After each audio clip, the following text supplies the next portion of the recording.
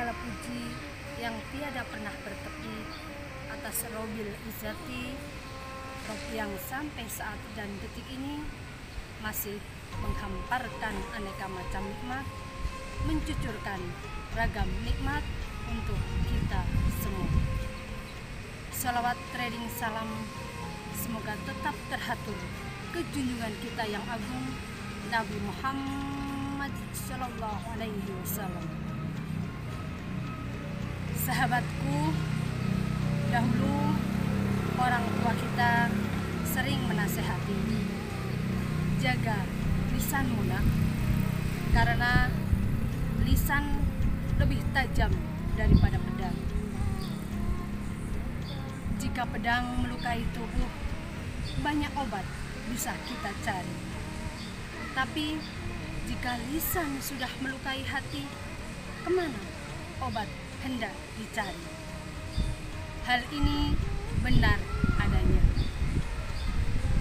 Allah Subhanahu wa Ta'ala menciptakan nikmat lisan secara gratis. Hal ini tidak bermakna bahwa kita bisa berbicara sekehendak hawa nafsu kita. Yang pemberi nikmat harapkan adalah untuk bersyukur kepadanya dan memanfaatkan lisan sesuai dengan tuntunan dan syariatnya. Lisan adalah raja dari seluruh anggota tubuhnya. Jika ia lurus, niscaya seluruh anggota tubuhnya ikut lurus. Namun jika ia bengkok, bengkoklah seluruh anggota tubuhnya.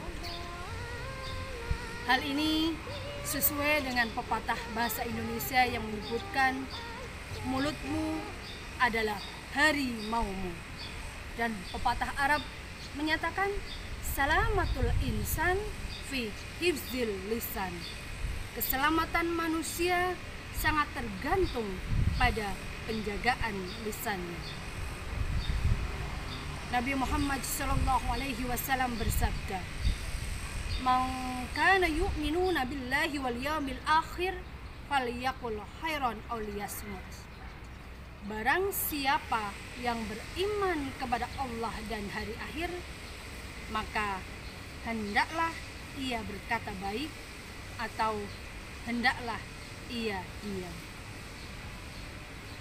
Sahabatku, agar kita terhindar dari perkataan-perkataan yang mengundang murka Allah Azza wa Jalla, berhati-hatilah dengan lisan, karena bisa memasukkan kita ke dalam api neraka. Jika kita tidak mengetahui suatu perkara dengan pasti, lebih baik diam.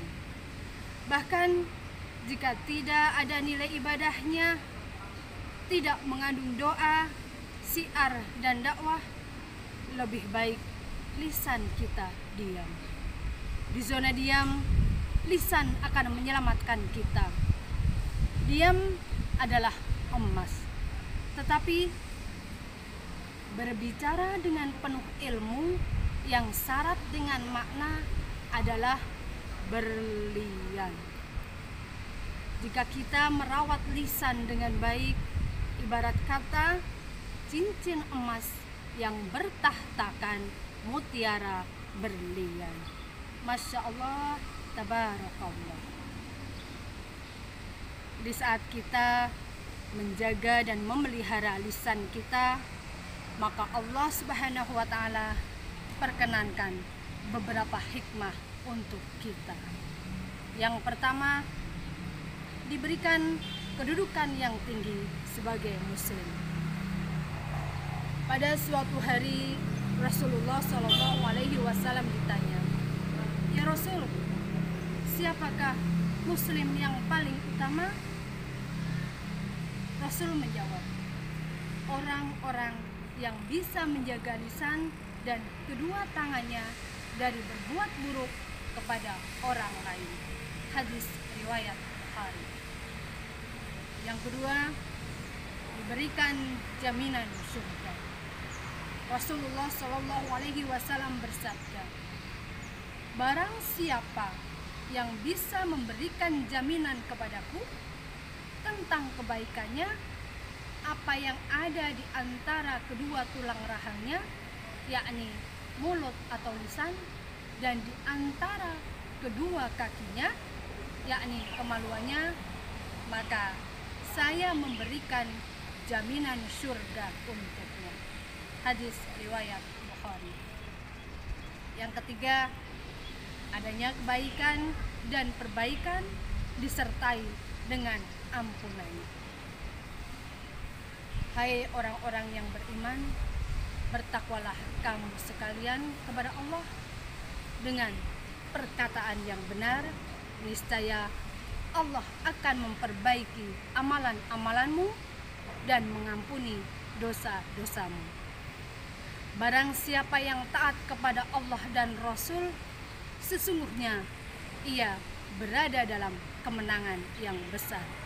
Al-Quran Surat Al-Ahzab ayat 70-71. Sahabatku, menjaga dan memelihara lisan dari ketergelinciran memang bukan hal yang mudah. Tetapi kita sebagai muslim wajib berusaha semaksimal mungkin untuk mengkondisikan lisan kita dalam ridho Allah Subhanahu wa ta'ala. Satu hari saja kita bisa melewati tanpa fitnah, tanpa ghibah, tanpa berkata kotor yang menyakiti orang lain. Itu adalah hari kemenangan buat kita. Hari ketertundukan lisan kita yang dibimbing dan diridhoi Allah Subhanahu wa ta'ala. Semoga ada manfaat yang dapat diambil ibrahnya, kurang lebihnya mohon dimaafkan.